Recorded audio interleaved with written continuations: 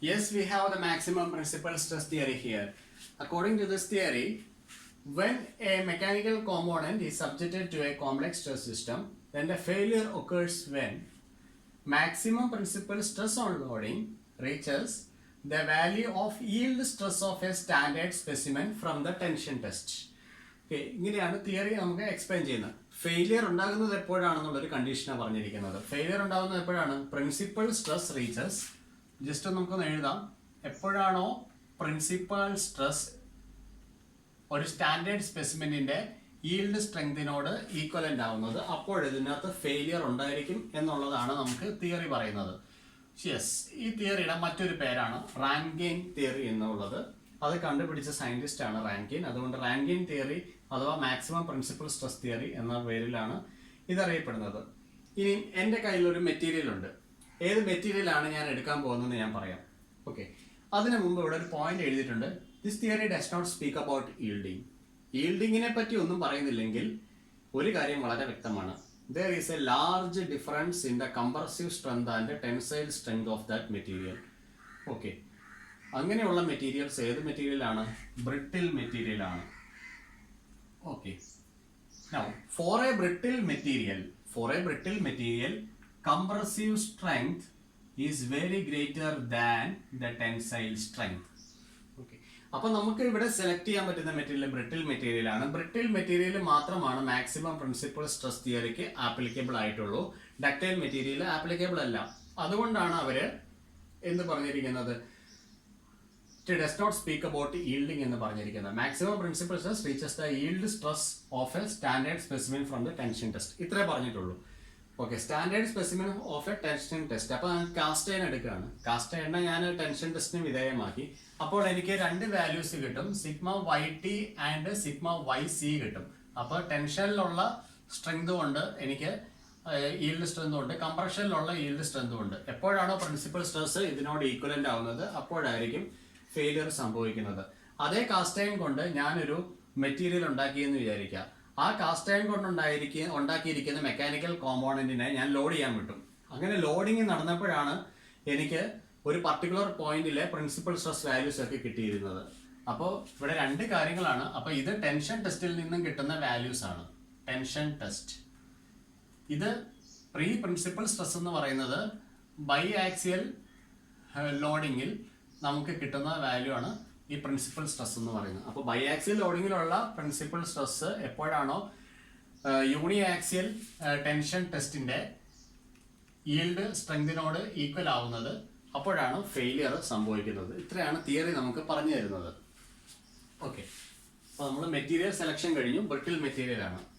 ഇനി by axial stress സിസ്റ്റത്തിലെ limiting parameter എന്ന് പറയുന്നത് നമ്മൾ കണ്ടു പ്രിൻസിപ്പൽ സ്ട്രെസ് ആണ്. അപ്പോൾ principal stresses sigma 1 and sigma 2 ആണ് ഞാൻ എടുക്കുന്നത്. If sigma 1 is greater than sigma 2 we can neglect sigma 2. We can take limiting parameter as principal stress sigma 1. ഇനി യൂണി ആക്സിയൽ സ്ട്രെസ് സിസ്റ്റം ആണെങ്കിൽ ലിമിറ്റിംഗ് പാരാമീറ്റർ എന്ന് പറയുന്നത് രണ്ടെണ്ണം ഉണ്ട്. നമ്മൾ ഇൻട്രൊഡക്ഷൻ വീഡിയോയിൽ കണ്ടതാണ്. ബ്രിട്ടിൽ മെറ്റീരിയൽസിന് രണ്ട് ലിമിറ്റിംഗ് പാരാമീറ്റർ ആണ്. ഒന്ന് സിഗ്മ വൈ ഉണ്ട്, അതുപോലെ തന്നെ ആരുണ്ട്? സിഗ്മ യു ഉണ്ട്.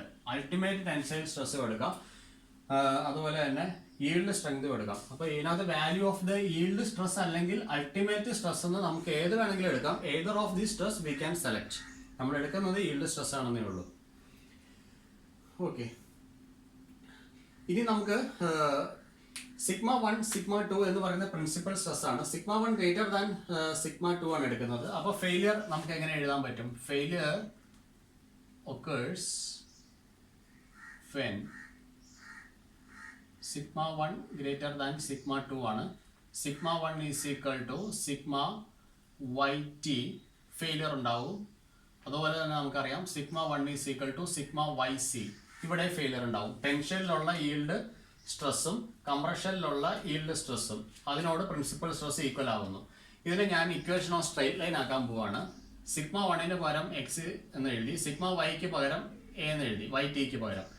ഇവിടെ ഞാൻ എഴുതുന്നു X is equal to minus A എന്ന് ഞാൻ എഴുതി. അപ്പോൾ എനിക്കിങ്ങനെ രണ്ട് കാര്യങ്ങൾ ഇവിടെ കിട്ടിയിട്ടുണ്ട്. ഓക്കെ, അപ്പോൾ മൈനസ് ഇൻഡിക്കേറ്റ് ചെയ്യുന്നത് കംപ്രഷനും പോസിറ്റീവ് ഇൻഡിക്കേറ്റ് ചെയ്യുന്നത് ടെൻഷനുമാണ്. ഓക്കെ, ഇനി നമുക്ക് അടുത്തത് എഴുതാം.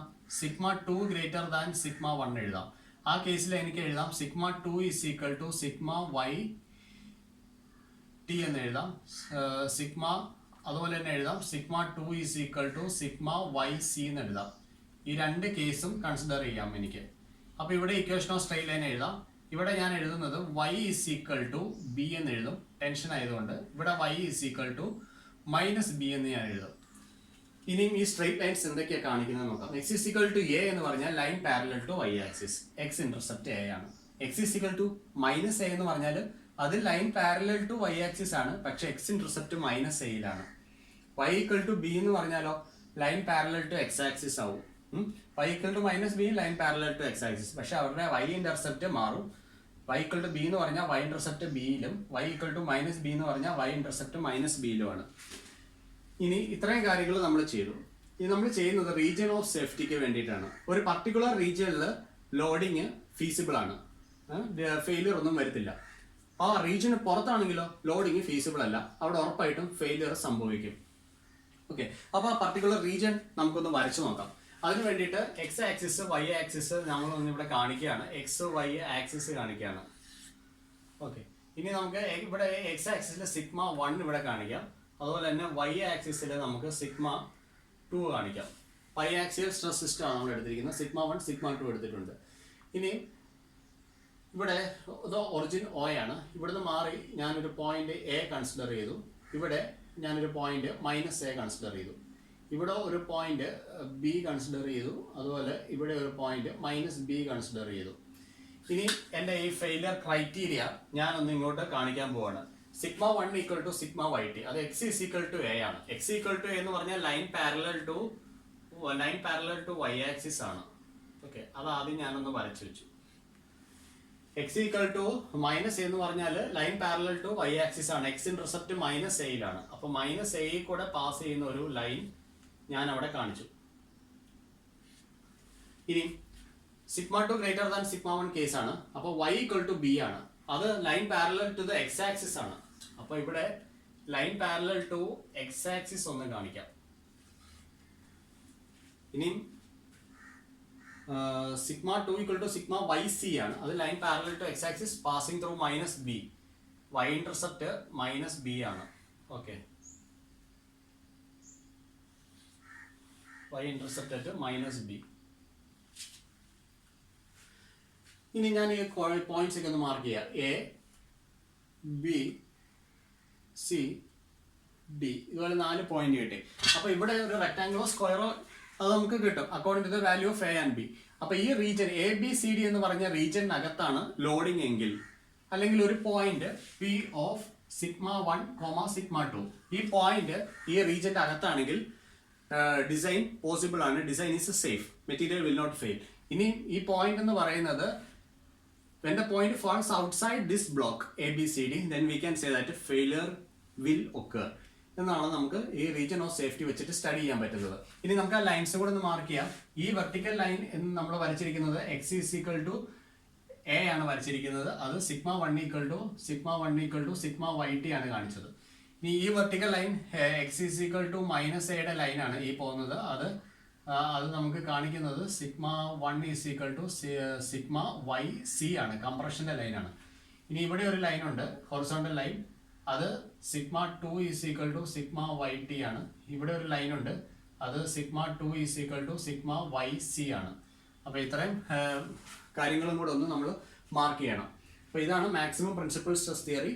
ഇത് ബ്രിട്ടിൽ മെറ്റീരിയലിന് മാത്രമാണ് ആപ്ലിക്കബിൾ ആയിട്ടുള്ളത്. ഇത് ഈൽഡിങ്ങിനെ പറ്റി പറയാത്തത് കൊണ്ടാണ് ബ്രിട്ടിൽ മെറ്റീരിയലിന്റെ കാര്യം എടുത്തിരിക്കുന്നത്. ബ്രിട്ടിൽ മെറ്റീരിയലിന്റെ കംപ്രസീവ് സ്ട്രെങ്ത് എന്ന് പറയുന്നത് ഈൽഡ് ടെൻഷൻ കംപ്രസീവ് സ്ട്രെങ്ത് എന്ന് പറയുന്നത് ടെൻസൈൽ സ്ട്രെങ്തിനേക്കാളും വളരെ കൂടുതലാണ്. ഓക്കെ, അപ്പോൾ ഇതാണ് മാക്സിമം പ്രിൻസിപ്പൽ സ്ട്രെസ് തിയറി. ഇനി നമുക്ക് മാക്സിമം ഷിയർ സ്ട്രെസ് തിയറി എന്താണെന്ന് നോക്കാം.